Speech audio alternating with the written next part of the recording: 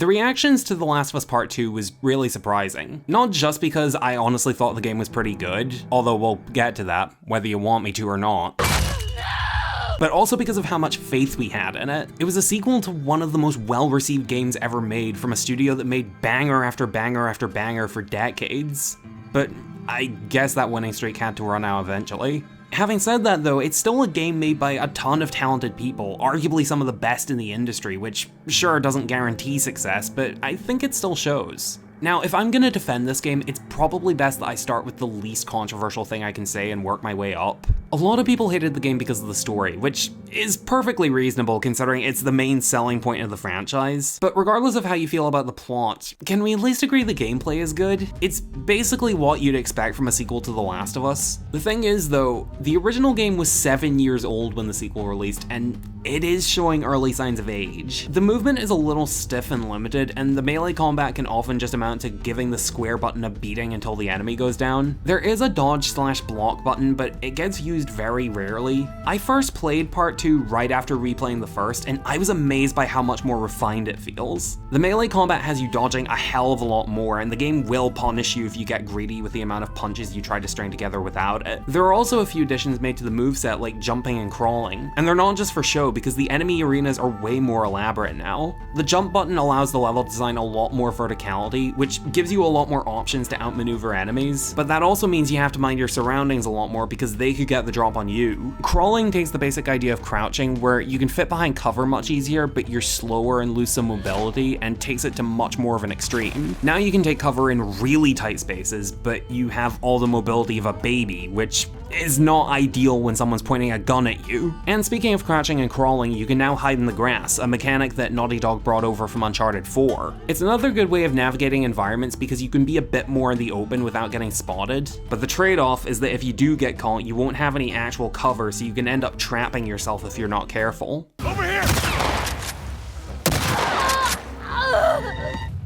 Not to mention, the arenas are a lot more open and non-linear this time around, which adds an extra layer of challenge. You'll often have to explore a bit to find the way out, while also trying to keep cover and not leaving yourself exposed to enemies. But the game doesn't just force you to wander aimlessly, because the exit is usually on the opposite end from where you start. So you know the general direction of where you're going, you just need to figure out the exact spot, which I think is a good balance. All of that adds up to a really tense, really varied, and really challenging combat system that I think does a great job of building on the combat from the original game. There are other aspects of the gameplay that aren't perfect though. For one, I understand that including breaks in between enemy encounters is important for reasons like variety, atmosphere, and story, but the game gets a little carried away with them. It's mainly because, like the enemy arenas, the in-between areas are much more explorative than the first game. To an extent, I like that the game encourages scavenging for materials, but if you're as adamant about finding everything as the game seems to hope you are, it can really hurt the pacing. You can potentially go long stretches of time without much plot development or enemy encounters. It diffuses a lot of the tension when I'm in a big open area and I can see that I'm not in any kind of danger. Occasionally something will catch you off guard, but it's pretty rare. After a while, I had the idea that these areas could benefit from random encounters. Like maybe you're safe 1 minute, but there's a percentage chance a group of infected might wander in, or a patrol of humans might pass through. That way, these areas could feel relatively safe, but still keep the player a little on edge. And since these areas are larger than before, it seems like there are also more materials dotted around.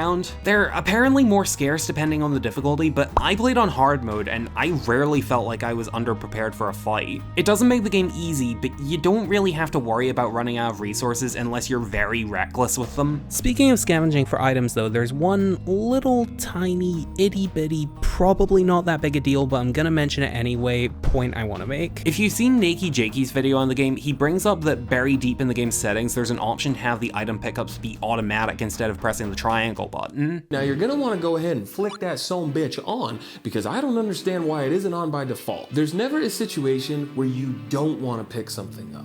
It's a pretty reasonable complaint and a really well-argued video, but I personally disagree with them. The way I see it is that scavenging for items is a big part of the game, and because of that you want finding them to feel rewarding. I'd argue that manually picking up items adds a little more satisfaction to the found it moment, because it feels just that little bit more deliberate on the player's part. God, it just occurred to me that this is the second time in the span of a few videos where I've publicly argued with a YouTuber who's more successful and quite frankly better than me. Oh. But like I said, I think you can make a valid argument in either direction, and ultimately it's not that big a deal. I just wanted to give a bit of a different perspective. No offense, Nacob Jacob. Getting back to the level design though, there is one section where the exploration gets particularly ambitious. Not long into the game, Ellie arrives in downtown Seattle, and we actually get this decently sized non-linear map to explore. There's a ton of optional challenges and hidden items to find, and how the game encourages you to look for them is very clever. The premise involves Ellie needing gasoline for a generator and finding a potential lead to some. The note mentioned that there's gas in the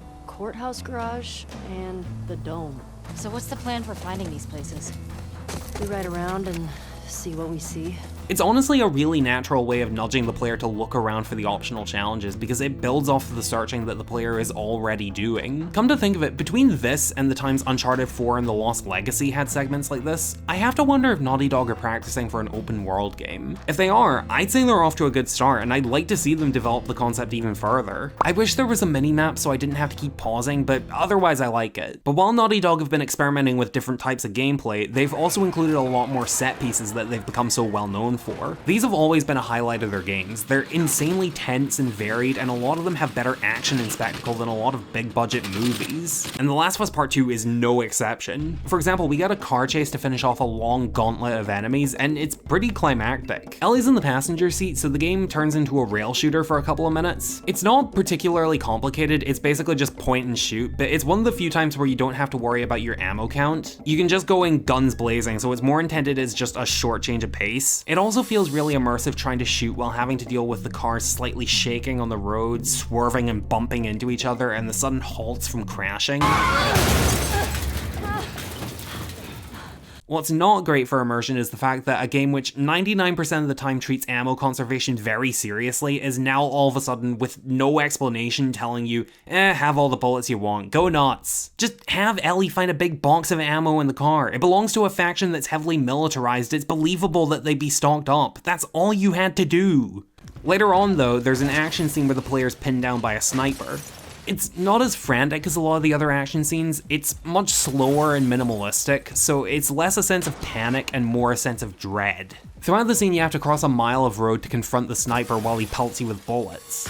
The tension here comes from trying to find different ways of staying behind cover, and it's very easy to accidentally step out into the open if you're not careful. Especially when infected start attacking you, so you have to fight them off while trying to stay behind cover.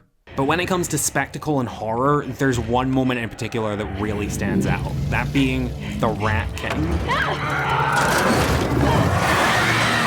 This is arguably the best idea for an infected that we've ever seen in The Last of Us. What we have here is a group of infected that have been enclosed in a tight space for the entire 25 years since the initial cordyceps outbreak. And because of that, the fungus has grown around them into one giant hulking clump of mushroom and faces. And this fight is one of the most intense and violent in the entire game. If the Rat King gets anywhere near you, it will tear you apart. So you need to constantly make sure you have room to run away, and if you want to survive, you need to unload as much of your ammo as possible. I do have to wonder though, if the Rat King has been trapped in a basement for decades, how have they not starved to death? Same goes for the other infected in that basement, or even the infected that Ellie finds stuck behind this barricaded door.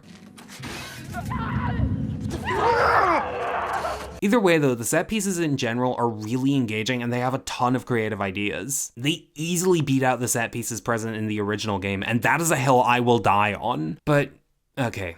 I've put this off long enough, I'm gonna have to talk about the game's story, and how, despite how many of you are likely to disagree with me, I think it's pretty good, and a really solid continuation from the original game. No. The story basically revolves around the idea that hatred can corrupt a person and that revenge ultimately does more harm than good. I think the decision to make Ellie the main character trying to avenge Joel's death does wonders for making the theme more compelling. Keep in mind that in the original game, she was one of the most innocent characters. She was willing to kill, but only in self-defense. Plus, she had a much different attitude to it than most. Almost every character in The Last of Us was more or less completely numb to violence, but Ellie was still young enough with very little survival experience that she was still somewhat uneasy about taking a life. I feel sick. With that in mind, seeing Ellie become as bloodthirsty as she gets in part 2, I think is great for conveying the theme. Gotcha, motherfucker. And the transition that she goes through to where she's willing to do truly terrible things feels very natural. Unlike the original game, it actually takes a good while before any encounters with human enemies show up. For the first few hours, it's all infected, and I think killing them is pretty morally justified. But then Ellie finds out that the only way she's getting to Abby is by going through the militia group that she's a part of called Wolf. And throughout all this violence and death, you start to realize Ellie is kind of the instigator here. Oh sure, she's getting unfairly attacked by an army that's shooting her on sight, but it's not like the first game where she and Joel were trying to save the world. She could justifiably cut her losses and head home anytime she liked. But instead, she continues to hunt down Joel's killers and murder countless other people who had nothing to do with it. But at the same time, her dislike of violence from the first game doesn't just disappear without a trace. There are plenty of moments where she shows signs of regret for the things she's done and even fear and shock at what she's turning into, but she still convinces herself to keep going. Either she'll decide that she's come too far to stop, or she'll even briefly come to her senses and give up. But she gets to live.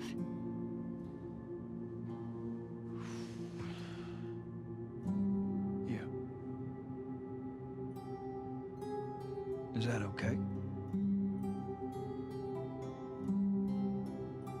It has to be. Only for something extreme to happen which will push her over the edge again. She's also given her own set of brand new supporting characters, the most notable one being her new girlfriend Dina. Initially, she seems to be on board with Ellie's revenge mission out of a desire to keep her safe, but she also has enough emotional distance from Joel that she's able to realize that the hell Ellie is putting herself through isn't worth it. There's also a subplot where it's revealed that Dina is pregnant and unable to tag along with Ellie for a good chunk of the adventure. And from then on, Ellie being distanced from the only one who can act as a voice of reason is a large part of why she goes to the extremes that she does. There's also Jesse, a friend of Ellie's from Jackson, and he's okay. There's nothing necessarily bad about him, he just isn't really all that fleshed out. His personality is fairly bland, and he doesn't have much of a personal stake in Ellie's revenge mission beyond the fact that he's friends with her. They try to give him somewhat of a stake by making him the father of Dina's baby, but that's not really expanded on in any meaningful way. He didn't know that Dina was pregnant when he joined them, so he wasn't doing it out of parental responsibility, and there aren't any moments where he's torn between the mission and the safety of the baby or anything like that.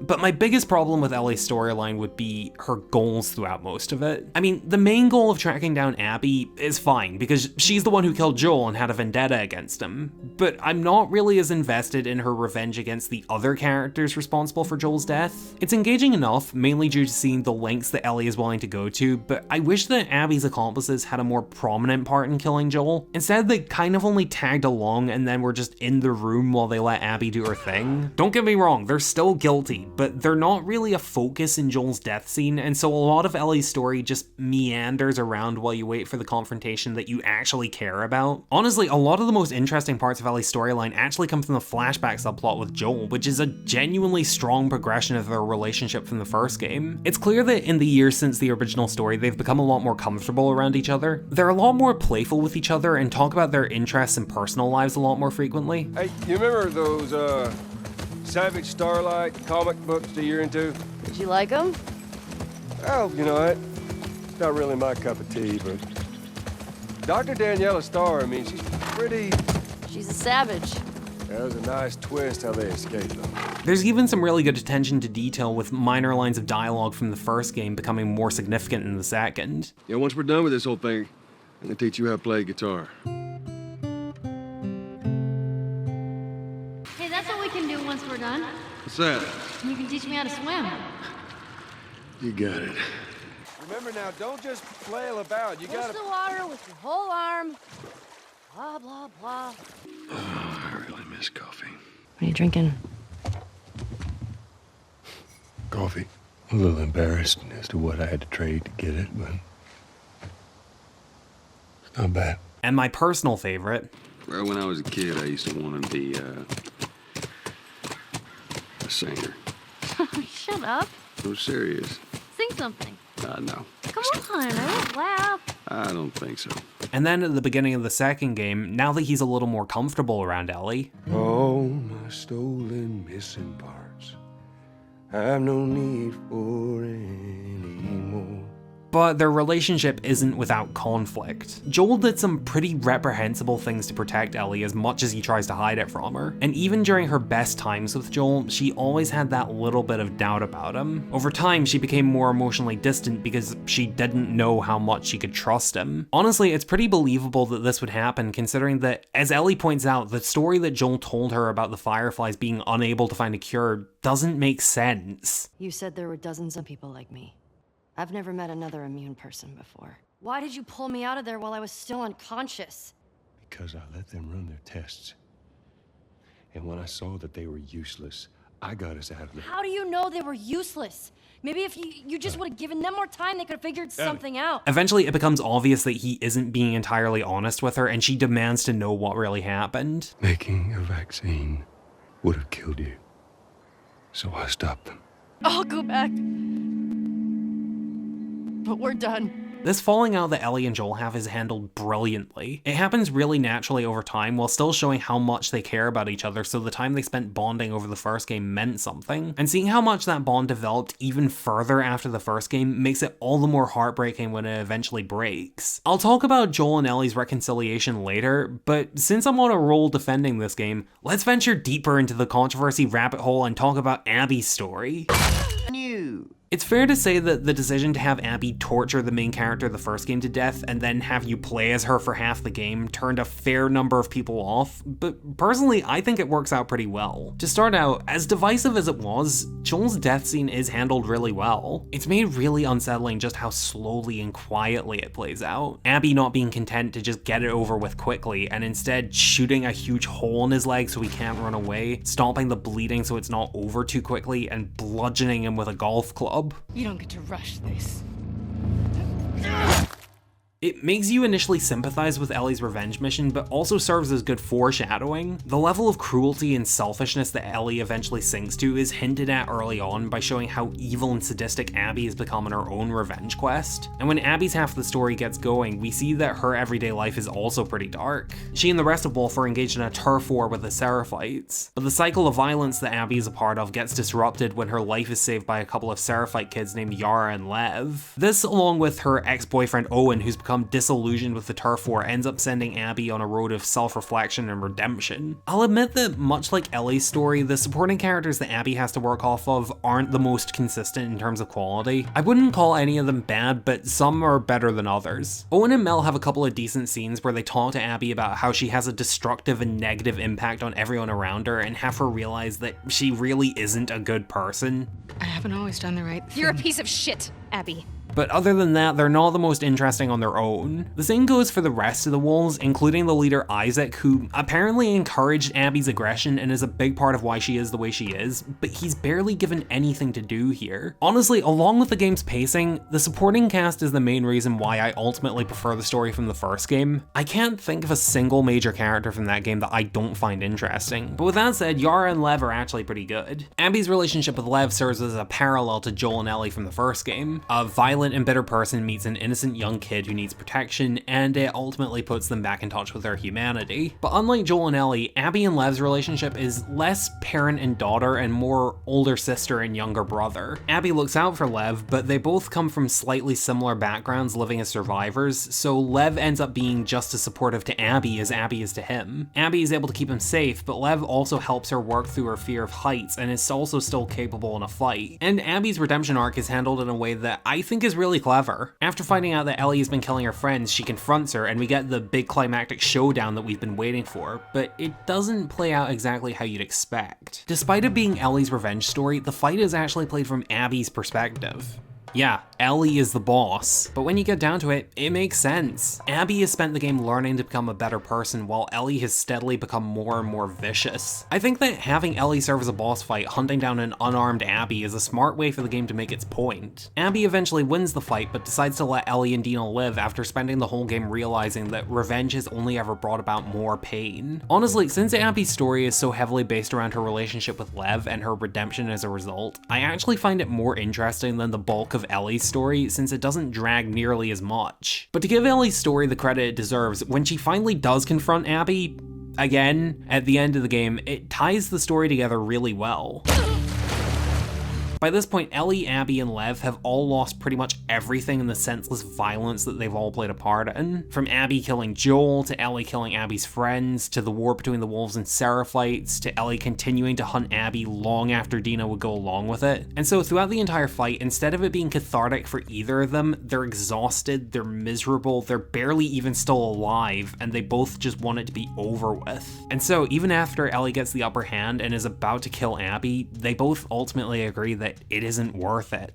And it never was. Now, it's not exactly uncommon for revenge stories to end with the main character changing their mind like this, but in this case it handles it in a fairly unique way. The message is more than just revenge is bad because it's morally wrong, although they do touch on that. Ultimately, the story is about how revenge is bad because it only causes more problems. Really, if Abby and Ellie had just accepted their situations, they'd be way better off for it and neither of them would have lost everything. But all they can do now is take what's left of their lives and try to start over. But the story isn't finished yet. We get one final flashback to Joel the night before his death. A couple years after their relationship broke, Ellie realizes that she misses having Joel in her life after he stood up for her earlier that night. It's genuinely quite touching that even though Ellie wanted nothing to do with Joel, he was still willing to look out for her. She admits that she's still angry with Joel and probably always will be, but she'd like to try and forgive him and for them to be a part of each other's lives again. I like that.